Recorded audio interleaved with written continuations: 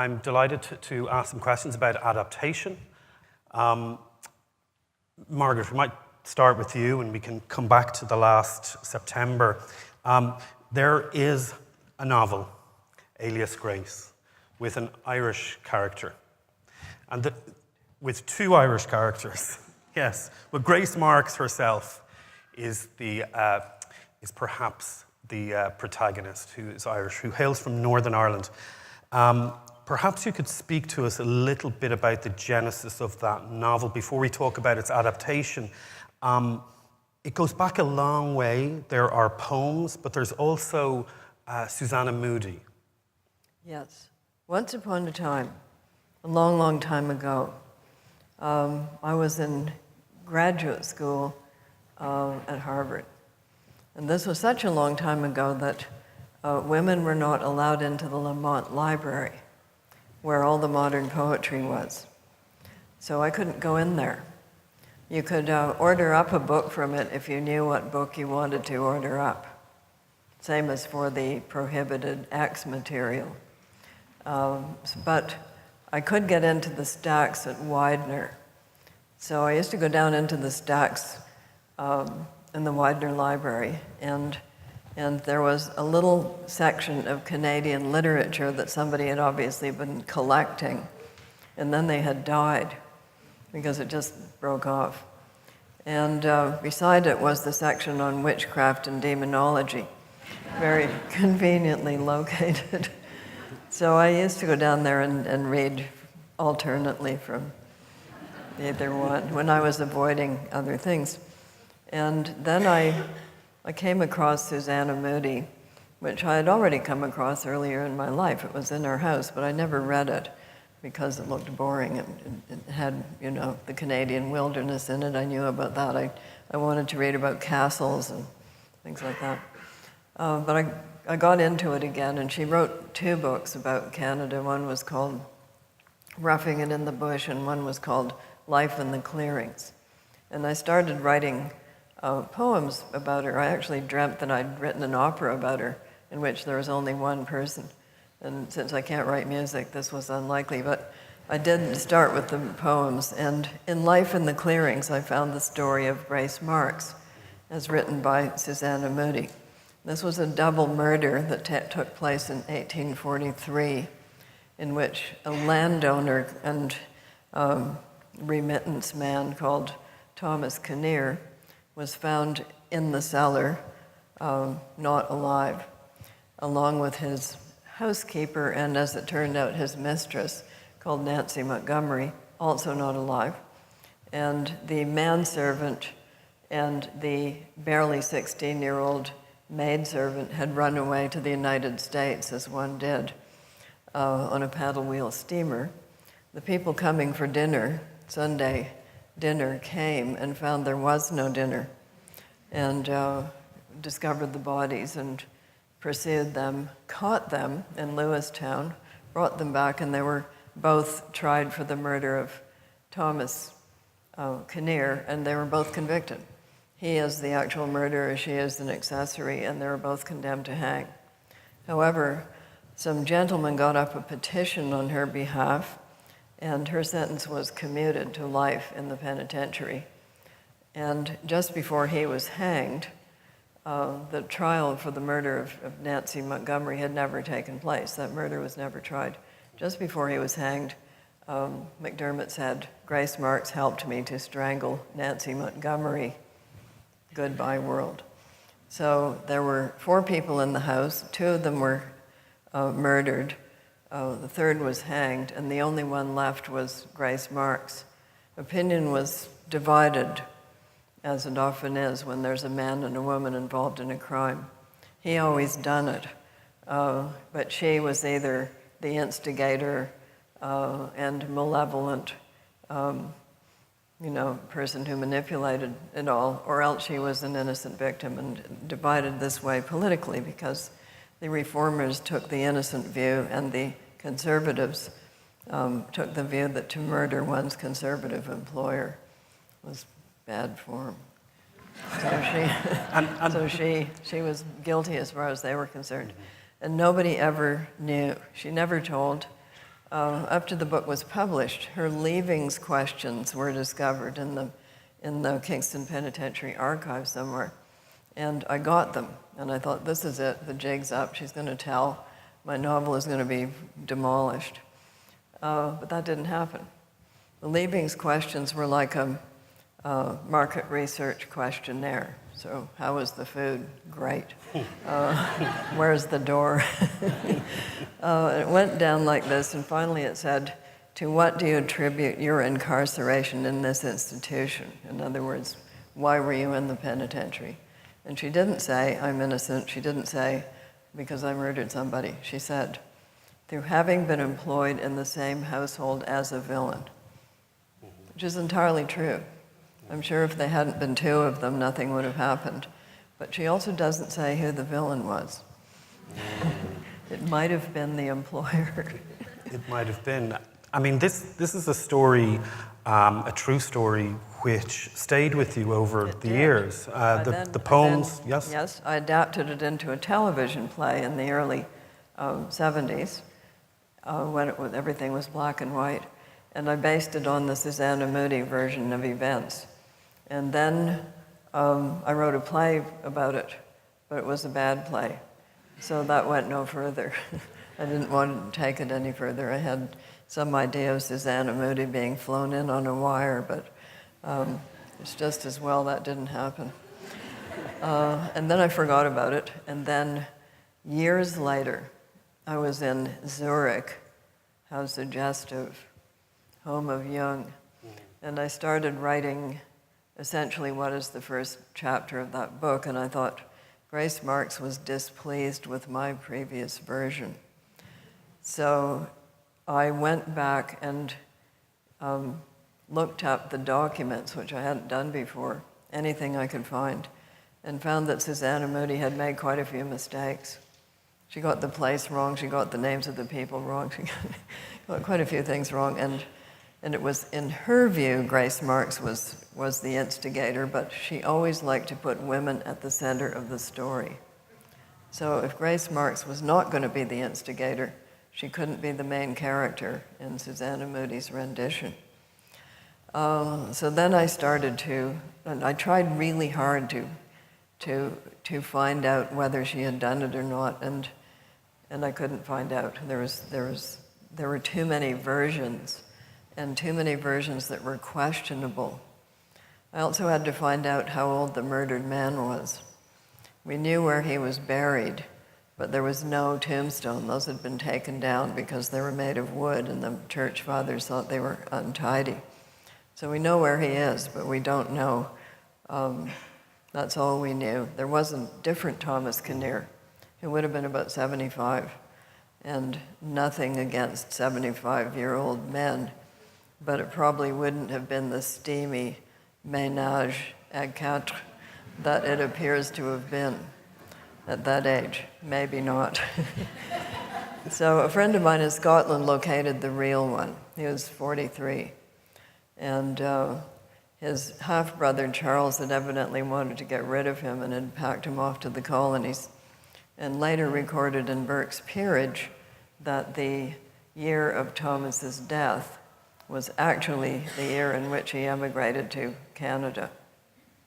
So Charles wanted to cover up the murder of his brother. It was very disreputable to be murdered. And your own opinion as to Grace's guilt has changed over the years? No, I cannot give you any firm answer about that, because there isn't one. And of course I had that nightmare that novelists basing their novels on real things have, which is that somebody will write me a letter and it will say, I went up to the attic and I found a tin biscuit box. And in the tin biscuit box there were all these letters from my great-great-great-great-grandmother, who was Grace Marks, and you got everything wrong. That hasn't happened. So there is a great deal of ambiguity over the status of her innocence or guilt. We might talk about how that ambiguity is manifested in the Netflix version and the adaptation. But, Yes. But maybe first I'll go back to the last September and John Banville's adaptation. You talked with such reverence, with such love of Elizabeth Bowen, and it must have been very difficult then to adapt and to make selective omissions and changes for the kind of, I suppose, the visual grammar that film demands. I wonder how challenging that process was. Not challenging at all, because you cannot approach a book that you're going to adapt for the screen with reverence. You're going to turn it into a vulgar form. Vulgar in the best sense of the word. It's going to be this coloured dream that's going to run across the screen. Well, in those days it was. People went to cinemas still. And they'll sit there for 2 hours and be lost in this dream. You can't, it's an entirely different form of language. I remember when I adapted one of my own books for the screen, I realized that every line of dialogue had to be damped down, because in a book, the line of dialogue, it's just a line of words on the page. On the screen, it's literally fleshed out. There is a real human being. Well, if you consider actors real human beings, but anyway. There is let's say a flesh and blood human being who will flesh it out. So you have to. There's no point in, as I say, being reverential. It has to be vulgarized in the best way. Are you talking about when you say you're adapting your own work? Were you talking about the Newton letter or the sea? Oh, okay. Any of them. Doesn't matter. The nice thing about doing film scripts is that you don't have to write the difficult bits in between the dialogue. You don't have to write those paragraphs. You could just say, he walks into the room. She says, "Oh, darling." He kisses her. It's wonderful. Famously. Look, I'll tell you a story. You asked me about the Newton letter, which was the first thing I adapted. It was this will tell you how long ago it was. It was the days before Channel 4 existed. And Channel 4 people were going about the world looking for likely people to write stuff for them.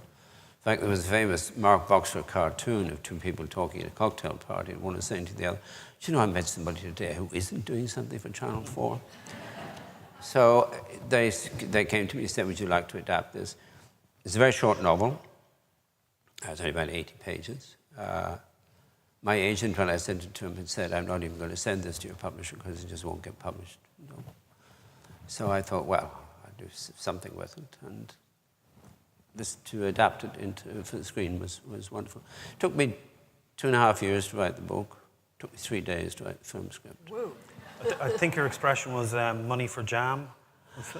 Well, it's not money for... I'm sure that's what I said. God, of course, everything... Apologies for bringing... Everything is on the bloody internet nowadays. Everything. Not everything. Oh, it's not money for jam. It was... In a way, it's... You see, people imagine that... that time is money. That, if you work for 3 years, you must be paid 3 years. And if you work for 3 days, you should be paid only for 3 days. It's not the intensity of writing for those 3 days was almost the same as writing, for 3 years, doing the book itself. But I was delighted to be doing it. I loved script writing. I'll tell you what I'd love to have been. I'd love to have been one of those hacks in the 1940s when they made those beautiful B-movies, black and white, or as I always say, soot and silver. Wonderful, with these exquisitely beautiful people like Joel McRae and Veronica Lake, exquisitely beautiful people. And they made masterpieces, and they would do them in a few weeks for a few $1,000s. And I'd like to have been one of those hacks in an unair-conditioned cabin up in the Hollywood Hills. And the producer comes in at noon and says, "Listen, kid, you're going to have 3 scenes by 6 o'clock, and they better be good or you're out of the picture." Right? I'd love to have been one of those, banging away on that tractor of a typewriter. And Margaret, I get the impression that you've actually fulfilled that that role as producer, supervisory producer, consultative producer on Alias Grace. Yeah, And well, there are significant changes to, for example, the Doctor's role from the novel to the serialization. Did you approve those changes? Okay, first of all, the author doesn't get approval. Forget that. Never happens. Because most authors hate the adaptation of their work. And if they could, they would take the money and then they would say, I'm sorry, I don't like the necktie, we're canceling the whole thing. That's what they would, just out of spite, they would do that. I did my first adaptation in 1970-71 of my first novel called The Edible Woman. I did it myself. And here's how it came about. I was living in Edmonton, Alberta. Do you know where that is? I do. Yeah. It was even more like what you might think than. So there I was, and I was living in half of a house, sort of the top half, and I was replacing a toilet seat when the phone rang. I'm good with a screwdriver. Being Canadian, I'm good with a screwdriver. The phone rang, and it was long distance from London, or so it purported. This little voice said, "This is Oscar Lowenstein. I'm a film producer. I'm calling from London." And I said, "Who is this really?" But it really was Oscar Lowenstein. And he claimed that he wanted to make a film of the edible woman, and he wanted me to write the script. And I said, "I've never written a script before." He said, "We'll help you." And I said, "Well, I think you should get a real Hollywood script writer." He said, "We don't want one of those broken down hacks, like the kind you wanted to be." So we want something. We want somebody we can turn into a broken down hack. Yes, no, we want somebody that's going to be actually quite cheap. Is what they wanted. So the first person he came up with for me to work with was a young Hungarian director, because his co-producer was a man called John Banville, who later went on to make a film called Quest for Fire, which has become a cult classic. It's the one with the elephant covered with fur purporting to be a mammoth. You may remember it. Nobody has any clothes on. Yeah, so that's probably one of the reasons it became a cult classic. But he hadn't made that yet. So I worked with the Hungarian director, and our script meetings would go like this. He would say, "Margaret, I had a dream last night. We must put my dream into film." And then he would say, "We must cover a naked woman with cellophane, because I've never seen a naked woman covered with cellophane before in a film." So I produced a very purple, sort of lurid rendition of my own novel. But that didn't work out, and Oscar made some sort of a put deal with John Banville and got the project and came out with a different director. And the different director was Tony Richardson of Loneliness of the Long Distance Runner and Tom Jones, etc. And he had quite a different idea of what the movie should be. So his idea was much more like zany movies of the end of the 60s, sort of Malcolm and things like that. So we would foregather in his hill village that he had bought, which was above Saint-Tropez. Yes, and he had, I said, "What happened to the previous inhabitants of this village?" And he said, "They intermurdered each other." So he would say, "This is what I want in the scene," and I would go off and write it and bring it back, and he would say, "Well, this is good, but we need something else here." And we would just, it was like making a large cake of some kind. And the thing that came out was completely different from the Hungarian one. And this is what happens with script writing, because the script writer is actually the lowest person on the totem pole, and everybody else then gets their spoon in the mix and wants to add this and take away that, and the actor doesn't like the line, so they have to go and something else has to be written for them. And that's why I don't write scripts anymore. But it was fun at the time. It's a group activity. It's like summer camp for grown-ups. So when the sun is shining and you like the people, it's great. And when it's raining all the time and you hate the people, it's hell. It's like that. And John, when you were, just to go back to the last September, I mean, you talked so fondly about the novel. There was one very significant decision you made in the writing of the screenplay, which is that iconic fire at the end of the novel. You decided, no, it's not going in the screenplay. And was that an easy decision to come to? Because it seems so final in the novel. Well, we couldn't have afforded it. Like most films, it was made on a shoestring. And I remember, one of the things about movies is that everything is fake. Everything is fake. When you see people getting out into pouring rain in a movie, it's not rain. Because real rain doesn't look convincing on screen. It's the local fire brigade. And we had to get the local fire brigade to do that earlier film, Reflections. And unfortunately, the director got them on a Sunday, so they had to be paid triple time. They were delighted with themselves, because it was a sunny day and they were pouring rain over. But in the last September, there is a scene which is supposed to be taking place on a perfect day when they're all playing tennis, and it bloody rained. And you can see the rain. And it's not supposed to be there. And I said to the director, I said, what are we going to do? He said, we haven't got the money to film it again. We just have to leave it there and hope they don't notice the rain. So one of the things I love about the movies, everything is fake. And it's the cameraman who makes it look real.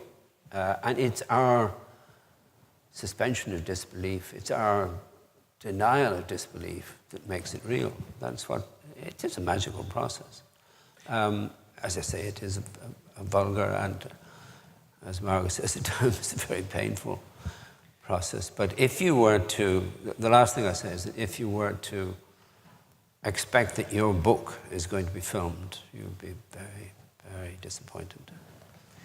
You use the expression there, John, something that's not supposed to be there. And Margaret, in The Handmaid's Tale and in its most recent Hulu incarnation, you've reiterated over the years that nothing in The Handmaid's Tale is in there that has not taken place at some stage in history over the years. Yeah, there had to be a precedent. In other words, you couldn't just put in a dragon, much though I would have liked that. That wasn't the axiom that we were going on. And the only reason I did that in the book as well is that I didn't want people saying you have a twisted, evil imagination and none of this isn't how human beings behave. So I wanted to be able to say, well, actually they do, and here is when they did. And the series actually is following that rule. They are doing their research. And you would have read say, George Orwell's 1984 as a young person. You found yourself in Berlin in 1984. Wasn't that corny? Yes, I couldn't help it. Coincidence, shall we say, or a beautiful coincidence. But this then meant that the novel was published, I suppose, in the wake of political division. Oh, you mean the series came out in the wake of a political? Well, I mean, I suppose the genesis of the novel, having been born the year of the start of the war, then having travelled to Berlin and seen the kind of political division there. Oh, I see. Maybe that informed. You mean the wall was still there? Was still yes, there, it was. yes. And I visited East Berlin, and Yes. I visited Czechoslovakia and also Poland. And previously, we had been to Iran 8 months before the Shah went down, and to Afghanistan 6 weeks before Daoud was assassinated. So we saw those those societies in operation at that time. So all of this feeds in, as do the totalitarianisms of the 20th century, which are numerous, and their behavior is quite similar in a lot of respects.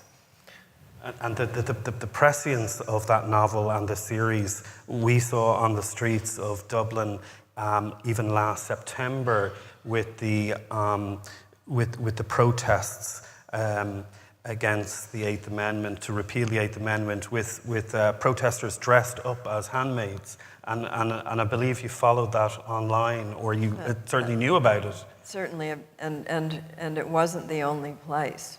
And I think the reason that has happened in a lot of countries is that you can put on the outfit, which is pretty iconic by now, and you're not going to get kicked out of a legislature, for instance, because you're not making a disturbance. You're not jumping up and down, you're not shouting, you're just sitting very modestly and saying nothing. And it is a situation in which silence speaks louder than words. So people know what it means. And it's not just one issue, it's across the board, because what you would have to do if you wanted to stuff women back into the home, which was what people were saying in 1984 that they wanted to do, you would just reverse a number of laws that have been enacted since, say, about 1850, and you would deprive women of the rights that they have now. And I threw in a few extras, such as the right to read. That causes so much trouble. But to own property, to have a job, to control your own money, all of these are rights that have been acquired. And if you reverse them, women would have no place to be but the home. Indeed, and there's a. This is not a blueprint.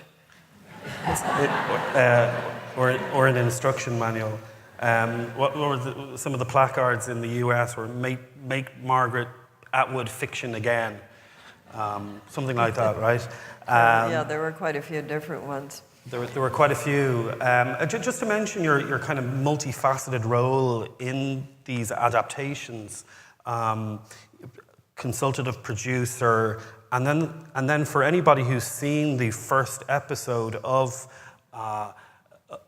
*Handmaid's Tale*, there's a very surprising, dare I say, frightening cameo.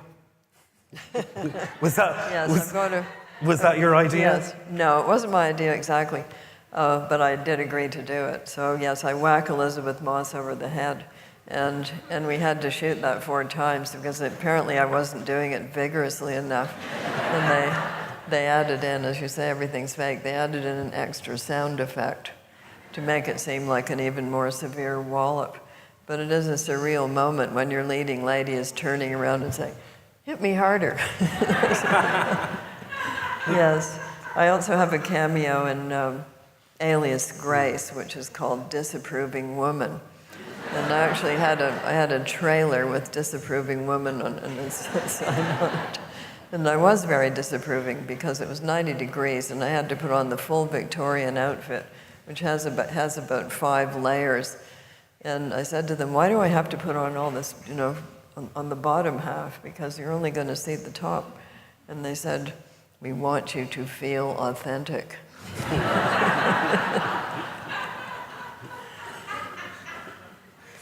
I also have a cameo as an owl in, never mind.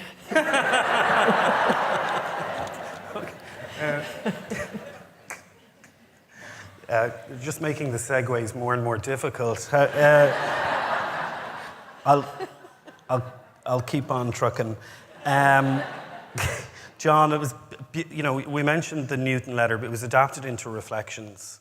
It's a beautifully quiet film with Donal McCann and Gabriel Byrne, and Fionnuala Flanagan. And Harriet Walter. And Harriet. But do you have a cameo?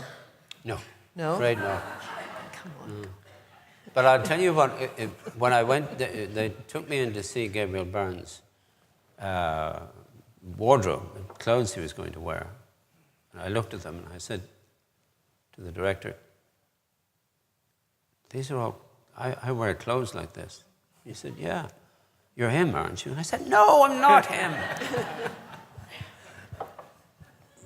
I said, you know, he's a broken down historian, a dried up academic. He's just generally awful.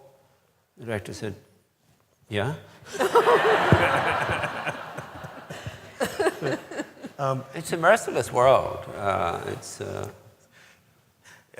You got to work with Gabriel Byrne again with a much later adaptation of your Benjamin Black novels. No, I didn't do anything of that. I had nothing to do with that at all.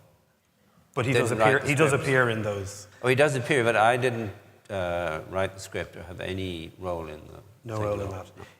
Even though interestingly, they didn't want me, the bastards. They didn't want you. But interestingly enough, the genesis of those novels was a kind of truncated screenplay. Is that right? Oh yes, I was. This is the vagaries of the screenwriting life. I was commissioned by RTE Television here and ABC Television in Australia to write a series about, very prescient series about babies being taken from mothers and sent to Australia. And I wrote it. It was a three-hour miniseries. And of course it didn't get made, like most screenplays. And I hate to waste anything. So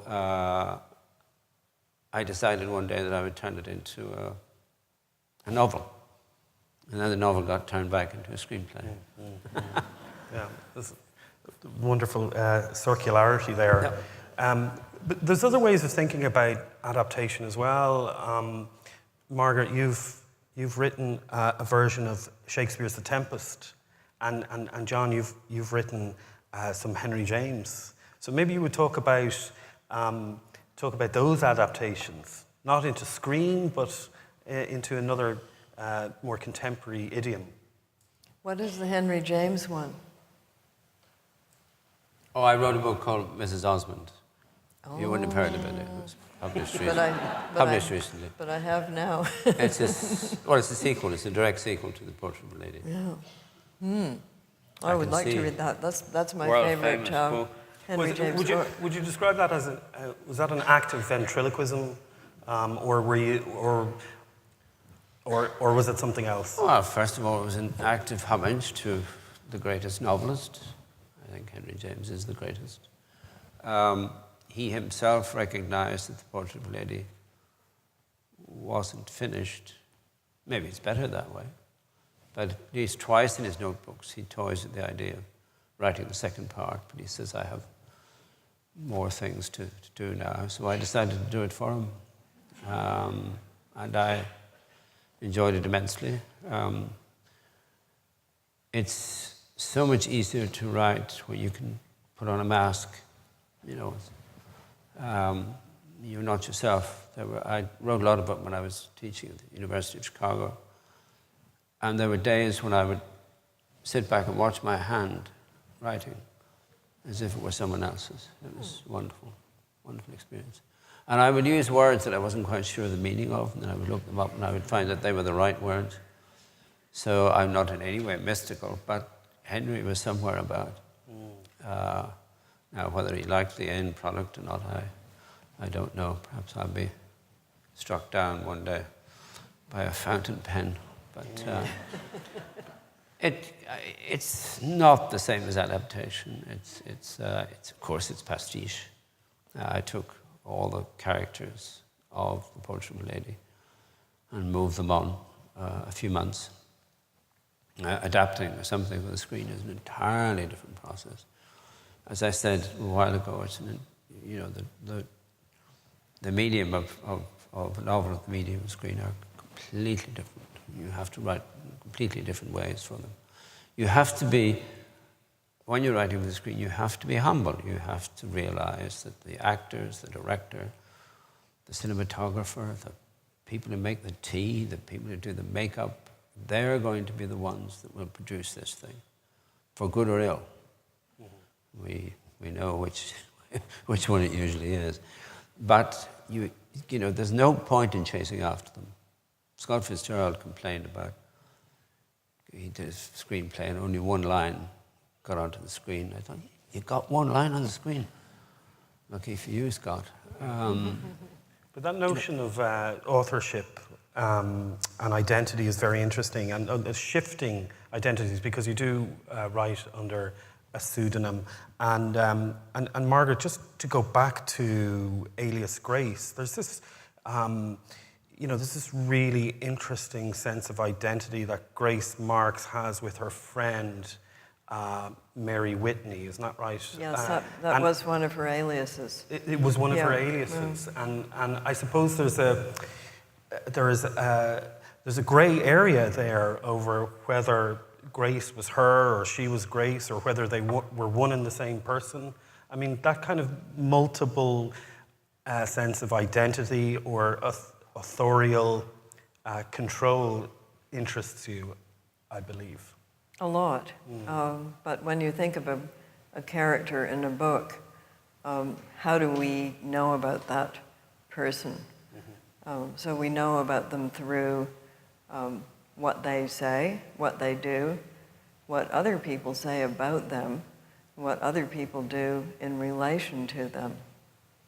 Those are some of the ways we know about those people. So if a person has one idea of him or herself and somebody else has quite a different idea, which is the real one?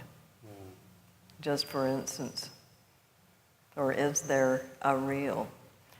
19th century was an age, because it's a period piece, it was an age in which people were fascinated by the idea of the self. And where was the self when you were asleep? Where was the self when you were hypnotized? The first multiple personality case appears in 1819. And how many operas are there written about somnambulism in the 19th century? I think at least 5. So they were, all of this was pre-Freudian. Yes. And people were just fascinated by it. It was also the age of mesmerism and hypnotism, medical clairvoyance. Spiritualism appears in the middle of the century, brought in by 2 sisters from Belleville, Ontario, another claim to fame on behalf of Canada. I'm getting a nod from Jane. I think we have to wrap up soon, very soon now. Yes, we would like to thank you both for this marvelous conversation.